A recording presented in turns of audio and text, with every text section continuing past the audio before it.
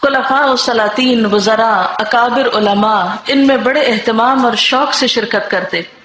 ہجوم کا یہ حال تھا کہ 1,00,000 آدمی ایک واز میں شریک ہوتے۔ الحمدللہ آج کے دور میں بھی پچھلے دنوں جو ڈاکٹر ذاکر نائک نے انڈیا میں کانفرنس کی ہے، ہر سیشن میں کتنے لوگ تھے؟ تقریباً 1,00,000۔ اس کی کیا وجہ ہے؟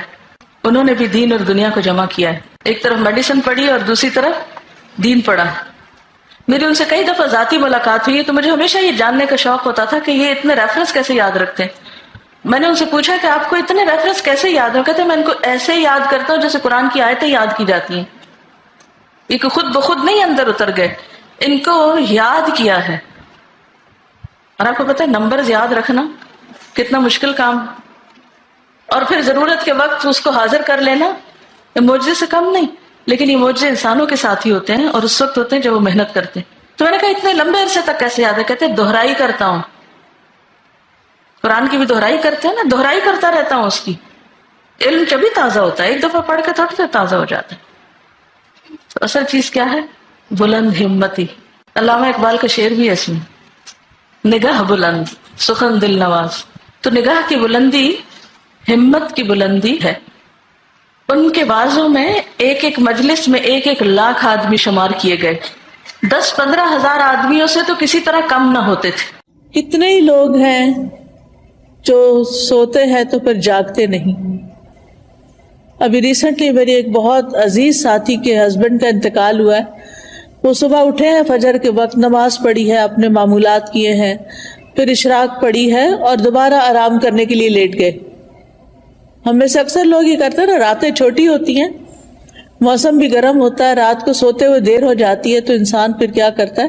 اٹھنے کے بعد پھر لیٹ جاتا ہے، اور وہ اسی طرح لیٹ گئے ہیں لیکن پھر دوبارہ نہیں اٹھے۔ ہمیں سے کسی کو نہیں پتا کہ جب وہ سوئے گا تو دوبارہ اٹھے گا یا نہیں۔ اس لیے معمول بنا لیجئے کہ ذکر کر کے سونا ہے، اور اٹھتے ہوئے بھی اللہ کا شکر ادا کرنا ہے کہ اس نے ہماری روح، ہماری جان ہمیں واپس لوٹا دی۔ تو دن کا آغاز اللہ کی حمد و ثنا، اللہ کی تعریف، اور اس بات کے ساتھ وَإِلَيْهِ النُّشُورُ کے واپس جانا ہے۔ ہماری واپسی بھی اللہ کی طرف سے۔ جس نے ہمیں زندہ کیا، پیدا کیا، وہی ہمیں موت دے گا۔ پھر آپ دیکھیے کہ اس کے ساتھ ہمیں یہ بھی یاد رکھنا چاہیے کہ کائنات کی ہر چیز تسبیح کر رہی ہے اللہ کی تعریف بیان کر رہی ہے۔ قیامت کے دن سب سے افضل بندے وہ ہوں گے جو کثرت سے اللہ کی تعریف کرتے ہیں، حمادون ان کو کہتے ہیں۔ اور ایک دفعہ الحمدللہ کہنا میزان کو نیکیوں سے بھر دیتا ہے۔ یعنی صبح صبح اب ہم الحمدللہ کہیں تو گویا ہم نے اپنے لیے ایک بہت بڑا ذخیرہ نیکیوں کا اکٹھا کر لیا۔ اور ویسے بھی شکر ادا کرنا جو ہے وہ اللہ تعالیٰ کو بہت پسند ہے۔ پھر آپ دیکھیں کہ جب یہ کہتا ہے نا کہ وَإِلَيْهِ النُّشُورُ کہ دوبارہ اسی کی طرف جی اٹھنا ہے، تو قبر سے بھی اٹھنا ایسا ہی ہے جیسے کوئی بستر سے اٹھتا ہے۔ کسی کو اچھے خواب آتے ہیں وہاں اور کسی کو نہیں آتے۔ قبر میں بھی کچھ لوگ تو خوشحال ہوں گے اور کچھ لوگ برے حال میں ہوں گے۔ بہرحال قیامت کے دن سب کو اٹھنا ہوگا۔ تو انسان موت کو یاد کرتے ہوئے، اپنے مقصد کو سامنے رکھتے ہوئے کہ واپسی بھی ہے، اس طرح دن کا آغاز کرے تاکہ اچھے سے آغاز کریں۔ اس کے بعد سب سے پہلا کام آپ کیا کریں گے؟ بیڈ ٹی پیئیں گے یا کچھ اور کریں گے؟ نماز فجر اسی وقت پڑھیں گے جب آپ فجر کے لیے اٹھیں گے۔ جو لوگ اس وقت نہیں اٹھتے وہ بہت بڑا نقصان کر لیتے ہیں۔ لہذا دن کا آغاز فجر کی نماز سے۔ فجر کی نماز پہلی نماز ہے صبح کی، اس کی بڑی امپورٹنس ہے۔ اللہ تعالیٰ نے بندوں پر 5 نمازیں فرض کی ہیں، اور رسول اللہ صلی اللہ علیہ وسلم نے فرمایا جس نے انہیں ادا کیا اور ان کا حق ہلکا سمجھتے ہوئے ان میں سے کچھ ضائع نہ کیا، تو اللہ تعالیٰ کا اس کے لیے قیامت کے دن یہ عہد ہے کہ اس کو جنت میں داخل فرمائے۔ اور جس نے ان کو ادا کیا مگر ان کا حق ہلکا سمجھتے ہوئے، معمولی چیز سمجھتے ہوئے نماز کو ان میں سے کچھ ضائع کر دیا، تو اللہ کا کوئی وعدہ نہیں، چاہے تو عذاب دے چاہے تو معاف کر دے۔ تو اس لیے دن کا آغاز اللہ کی نافرمانی سے نہیں کرنا، کس سے کرنا ہے؟ فرما برداری سے۔ اور فرما برداری میں پہلی فرما برداری نماز۔ پہلا سوال قیامت کے دن نماز کا ہوگا، اگر اسی ٹیسٹ میں فیل ہو گئے تو آگے اور مشکلات ہو جائیں گی۔ اللہ سبحانہ وتعالی دن میں 2 بار فرشتوں سے بندوں کی نماز کے بارے میں خبر لیتے ہیں، ایک فجر اور ایک عصر۔ وہ پوچھتے ہیں جب تم گئے تھے ان کے پاس تو کیا کر رہے تھے؟ فرشتے بتاتے ہیں وہ نماز پڑھ رہے تھے۔ جب تم نکلے تو کیا کر رہے تھے؟ کیونکہ عصر اور فجر میں شفٹ چینج ہوتی ہے فرشتوں کی۔ عصر کے وقت رات کے فرشتے آ جاتے ہیں ڈیوٹی پر، اور فجر کے وقت دن کے فرشتے آ جاتے ہیں۔ تو وہ بتاتے ہیں کہ ہم نے انہیں اس حال میں چھوڑا کہ وہ نماز پڑھ رہے تھے، اور اس حال میں ان کے پاس پہنچے کہ وہ نماز پڑھ رہے تھے۔ فجر کی نماز کے بارے میں آتا ہے، وہ آدمی ہرگز آگ میں نہیں جائے گا جس نے سورج نکلنے سے پہلے اور سورج کے غروب ہونے سے پہلے نماز پڑھی، یعنی فجر اور عصر۔ رسول اللہ صلی اللہ علیہ وسلم نے یہ بھی فرمایا کہ جس نے صبح کی نماز پڑھی وہ شام تک اللہ کے ذمے ہے، یعنی اللہ کی حفاظت میں ہے۔ تو فجر کی نماز بہت امپورٹنٹ نماز ہے، اور نماز پڑھنے والے سے اللہ کا رزق کا وعدہ ہے، اس لیے خود بھی نماز ادا کریں اور گھر والوں کو بھی اٹھائیں، پیار سے، محبت سے، امپورٹنس بتا کے کہ وہ سوتے نہ رہے، کیونکہ اس کی نحوست ہوتی ہے۔ فجر کی نماز میں 2 سنتیں پڑھنا بہت ضروری ہے۔ کچھ لوگ صرف فرض پڑھتے ہیں نا، تو فجر میں آپ سنت نہیں چھوڑ سکتے۔ حضرت عائشہ رضی اللہ تعالی عنہا بتاتی ہیں کہ آپ صلی اللہ علیہ وسلم نے فرمایا، فجر سے پہلے کی 2 رکعتیں دنیا اور جو کچھ اس میں اس سے بہتر ہے۔ نبی صلی اللہ علیہ وسلم نے ان 2 رکعتوں کو دنیا کی ہر چیز سے قیمتی قرار دیا۔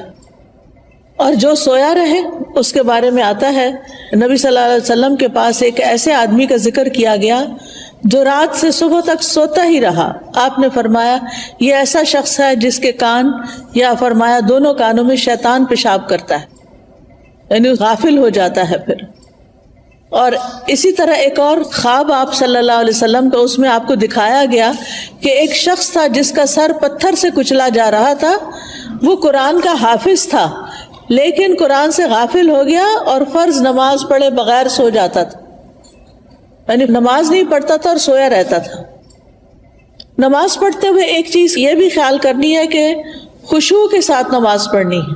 خشوع کا مطلب رونا نہیں ہوتا بلکہ دل کا متوجہ ہونا ہوتا ہے، یعنی شعور کے ساتھ رب سے مناجات کریں، اطمینان اور خشوع سے سجدہ کریں، یعنی پورے سکون کے ساتھ، کیونکہ ایک سجدے کی وجہ سے اللہ تعالیٰ ایک درجہ بڑھا دیتے ہیں اور ایک گناہ مٹ جاتا ہے۔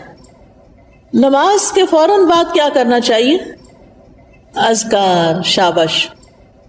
نماز کے بعد اگر کوئی مصلی پر بیٹھا رہے تو جب تک اس کا وضو نہیں ٹوٹتا فرشتہ اس کے لیے دعا کرتا ہے، اللہم اغفر لہ، اللہم ارحمہ، اے اللہ اس کی بخشش فرما دے، اے اللہ اس پہ رحم فرما۔ یعنی آپ مصلی پہ بیٹھے ذکر کر رہے ہیں، تسبیحات پڑھ رہے ہیں، دعائیں کر رہے ہیں، اور فرشتہ آپ کے لیے دعائیں کرنا شروع ہو گیا ہے۔ تو ہم میں سے ہر ایک کو فرشتوں کی دعائیں لینی چاہیے۔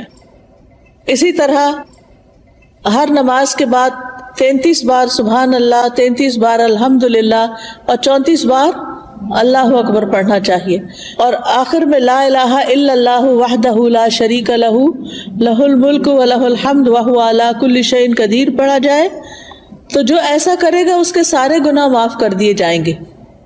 ٹھیک ہے، چاہے وہ سمندر کی جھاگ کے برابر ہو۔ کتنی بڑی بات ہے نا یہ، اس لیے اس کا اہتمام کیا رکھنا ہے۔ اگر کسی وجہ سے آپ مصروف ہیں، 33 بار نہیں پڑھ سکتے تو 10 بار بھی پڑھ سکتے ہیں۔ ٹھیک ہے، پھر یہ کہ انگلیوں پر تسبیح کریں، کیونکہ انگلیاں قیامت کے دن کیا کریں گی؟ گواہی دیں گی۔ ہر فرض نماز کے بعد آیت الکرسی ضرور پڑھیں۔ اس کا فائدہ کیا ہے؟ جی، ایسے شخص کو موت کے علاوہ کوئی چیز جنت میں لے جانے سے نہیں روک سکتی. اتنا بڑا اجر و ثواب.